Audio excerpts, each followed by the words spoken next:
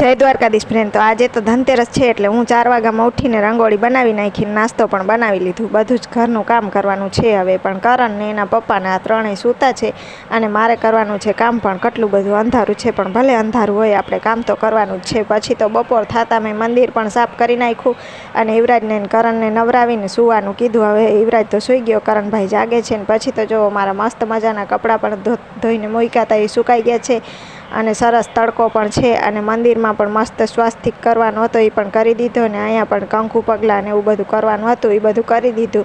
પણ અમારે યુવરાજ સૂવે ત્યારે આવું બધું કામ થાય તો એ ફટાફટ મેં બધું જ કામ કરી લીધું અને હવે અમારે જવાનું છે બજારે। તો હું મસ્ત તૈયાર થઈ ગઈ છું ને હવે જવાનું છે બજારે। પણ કરણના પપ્પા આવે પછી તો કરણના પપ્પા પણ આવી ગયા ને મીઠાઈ લઈ આવ્યા એટલે માતાજીને આપણે મીઠું મોઢું કરાવી દીધું ને પછી આપણે પણ ખાઈ લીધી અને હવે અમારે જવાનું છે બજારે। કરણભાઈના કપડાં લેવાના છે, ખરીદી કરવા અને પછી તો આપણે ખરીદી કરીને ઘરે આવ્યા એટલે સાવ સાંજ થઈ ગઈ હતી। તો જો આ કપડાં છે કરણભાઈના, તો આ એક જોડી છે અને પછી બીજી જોડી છે અને આ ત્રીજી જોડી છે। તો 3 જોડી કપડાં કરણભાઈએ લીધા પણ એના છે ને શર્ટ જ એને પહેરાવ્યા છે, પેન્ટ પહેરવાના બાકી હતા પણ એ પહેરશે દિવાળીએ।